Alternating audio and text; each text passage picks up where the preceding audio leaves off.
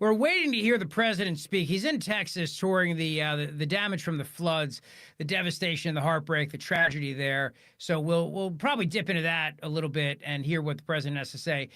There's a lot. A very, very busy Friday today. Rioters clashed with ICE agents during this raid of this marijuana farm in California, where they said there were underage kids working, undocumented underage kids working.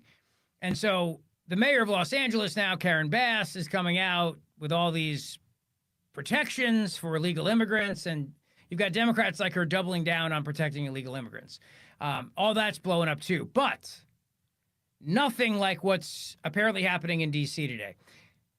You know that a story is probably true when it converges between somebody who's considered by the media to be a conspiracy theorist and then the mainstream media, and they're both reporting the same thing, and the mainstream media even citing the reporting of the quote-unquote conspiracy theorist. So Laura Loomer, if you're not familiar with her, controversial investigative journalist, as she describes herself on social media, has the ear of the president, is tight in that circle, and is regarded by the mainstream media as being a conspiracy nut, all right? Axios, which is a publication that I would argue skews to the left, is reporting on Laura Loomer's reporting that Dan Bongino, the deputy director of the FBI, Kash Patel, the FBI director, and Pam Bondi, the attorney general, had a major blow-up at the White House. Bongino may quit and is at least now taking the day off. Now, there's unconfirmed reports that he's taking a leave, but at least he's off today. That much we know. White House is saying he's not quitting. There are some sources who are confirming this and others who are saying that it is not as dramatic as you're hearing. But I tend to believe this story because, like I said, it's the perfect fusion here of somebody who's regarded as a conspiracy theorist and the quote unquote corporate mainstream media. So there's a there. Plus, there's this Wired article that the Jeffrey Epstein footage has been doctored. Now, that is not to say it's been manipulated necessarily, but it has been doctored. So a way to say it is that it's clear that that is not the raw video. It doesn't mean that they changed it, but it's not the raw video. It's been doctored. That doesn't mean they manipulated it to show something different, but it's definitely not the raw video based on their metadata analysis and other sources who also reviewed the video of the Jeffrey Epstein jail cell, which we were told that video never existed in the first place. And this missing minute that just happened to coincide with the cameras resetting or some nonsense like that. A lot of people are very upset, and there's a lot of anger out there as people feel like we're not getting the truth. Why does this matter? Well, it matters for a lot of reasons. Number one, because Jeffrey Epstein is a world-class scumbag, obviously, who was engaged in trafficking underage girls. But it also matters because I have long said I believe he's an intelligence asset, and that I think this has always been covered up by the intelligence community, because Jeffrey Epstein had something to do with our national security, whether he was there to put people in compromising positions, whether he was working with the Mossad, whether he was working with the CIA. I mean, all I know is that the day that I heard that story, when the FBI raided his penthouse, his luxury penthouse, used a saw to open up the safe, saw these hard drives, the CDs, and other things that they had probable cause to take, in my opinion, even though I'm not an attorney, but and they said the warrant didn't extend to the contents of the safe, and they couldn't get a judge on the phone to give them a warrant to access the contents of the safe. So they left and didn't come back until 4 days later. And guess what happened in the span of those 4 days? I know this will shock you. Everything in the safe gone. So I always thought in the back of my head, and maybe it's because I grew up watching the X-Files. I don't know. Remember the Cancer Man guy, the overcoat who always seemed to show up, smoking cigarettes all the time, kind of giving the orders? I always imagined it like that. Somebody from the national security complex walked in on the FBI and said, "Get out. Do not touch anything in that safe and get out." And they probably had a fight, And then somebody called somebody in Washington, and then they said, you got to get out of there. Because there's no reason in the world why in New York City, in the middle of the day, the Federal Bureau of Investigation, the United States Department of Justice, cannot get a federal judge on the phone to get a warrant. Even if it took an hour or 4 hours, where they got to be? They got nowhere to go. So you just stay there. You wait until you get the warrant. You don't leave. And then if you leave, you don't come back 4 days later when they had time to clean out whatever was in the safe. I mean, what the hell? Did they not even put up like the crime scene tape that you see in movies? The do not cross police line or tape on the door, something? Nothing. Apparently not, because everything in that safe just vanished. I knew then. I said, that's it. And then the guy who prosecuted him down in Florida also said he was an intelligence asset, and that wound up basically costing him his career. Okay, so now we have Pam Bondi, the Attorney General, a few months ago, inviting these MAGA influencers, as they're called. And they come to the White House, and they get these binders. And this is the Epstein stuff, and this is just the beginning of more to come. I got the client list file on my desk, or I have the client list on my desk, depending on which story you're looking at. This is all built up. The truth's coming out, and then all of a sudden, nothing's there. There's no there, and that's it. And people are like, wait a second. That doesn't make any sense. Why would you build this up if there was nothing there? Why do you take the time to hand out these binders, invite these people to the DOJ, invite them to the White House, make a big spectacle out of this, and there's no there? And then this missing minute thing doesn't add up because you go, okay, so the tape that was gone, there was apparently no video footage, and then there suddenly was video footage, and now the video footage has a missing minute, and worse than that, the raw footage that we're told is the raw video. That means the video that comes right off the camera is not raw. It's been manipulated at least 4 different times using Adobe Editor. So apparently now, Kash Patel, Dan Bongino, and Pam Bondi got into a big screaming match at the White House. And Bongino threatened to quit, and Kash Patel and Dan Bongino were furious at Attorney General Pam Bondi, believe she's covering this up at worst, and at best, she just overplayed this and has so many people angry now at guys like Bongino and Kash Patel, and they say this is on her. So this is all happening as we speak right now. And like I said, the reason why I believe this story is because I saw Laura Loomer was tweeting about it early this morning, and then Axios reported on it, and then Axios actually cited her reporting, which again, this rarely happens, that they want to give somebody like her any credence whatsoever.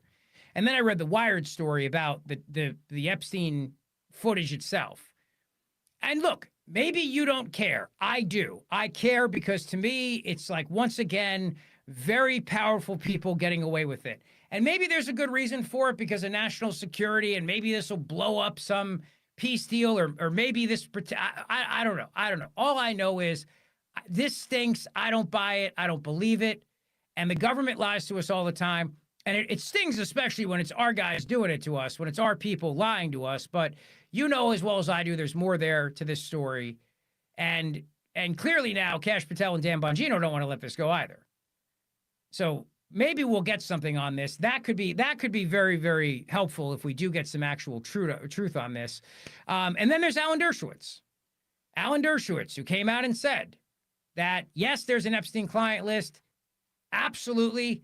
He knows people that are on it, but he's got attorney-client privilege, and he can't say anything about this. So there's that aspect of it, too. In fact, why don't we play Alan Dershowitz? You can take a listen to what he said.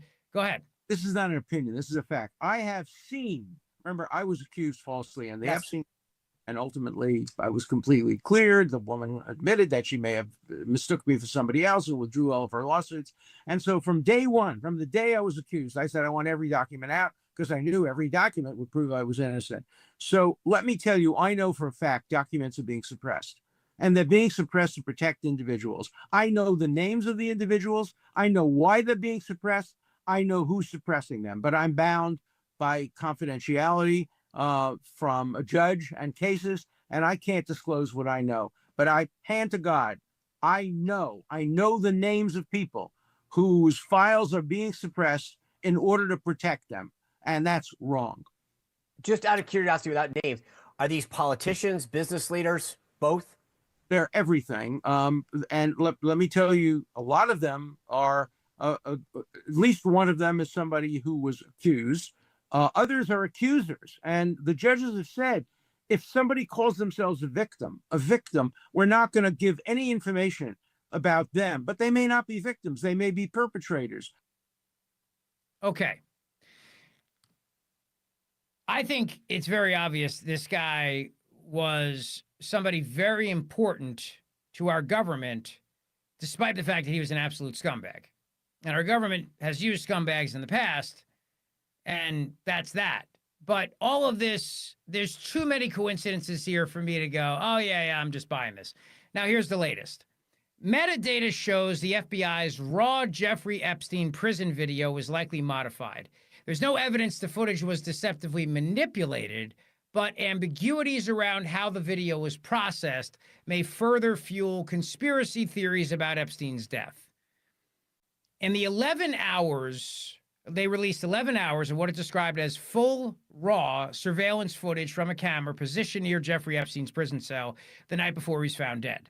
The release was intended to address these conspiracy theories that are out there. Metadata, which is embedded in the video and was analyzed by Wired. Wired is not some far-right publication. I would say, again, it skews to the left. As well as independent video forensic experts show that rather than being a direct export from the prison surveillance system, the footage was modified, likely using the professional editing tool Adobe Premiere Pro. The files appear to have been assembled from at least 2 source clips, saved multiple times, exported, and then uploaded to the DOJ's website, where it was presented as raw footage. Now, they don't know what was changed. The metadata does not prove deceptive manipulation. It may have just simply been processed for public release using available software with no modifications beyond stitching together 2 clips. But the absence of a clear explanation for the processing of the file using professional editing software complicates the Justice Department's narrative in a case already clouded by suspicion. The ambiguity surrounding how the file was processed is likely to provide fresh fodder for people like me.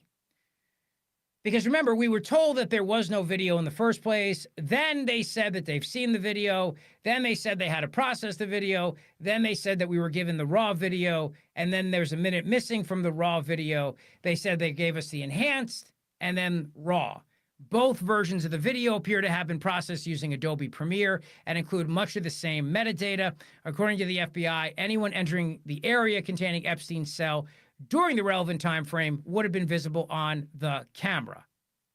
Working with 2 independent video forensic experts, Wired examined the 21 gigabyte files released by the DOJ using a metadata tool. Reporters analyzed both exchangeable image file format and extensible metadata platform data to identify signs of post-processing. The raw file shows clear signs of having been processed using an Adobe product, most likely Adobe Premiere, based on metadata that specifically references file extensions used by the video editing software. Adobe software, including Premiere and Photoshop, they leave traces in exported files, often embedding metadata that logs which assets were used and what actions were taken during editing. In this case, the metadata indicates the file was saved at least 4 times over a 23-minute span on May 23, 2025, by a Windows user named MJCole1. The metadata does not show whether the footage was modified before each time it was saved, but it does suggest the video is not a continuous, unaltered export from a surveillance system, but a composite assembled from at least 2 separate files. And it goes on, but they basically say, they bring in this forensics professor who's a professor at a college. He's often brought into court to testify on these things. He said, based on this would never stand up in court.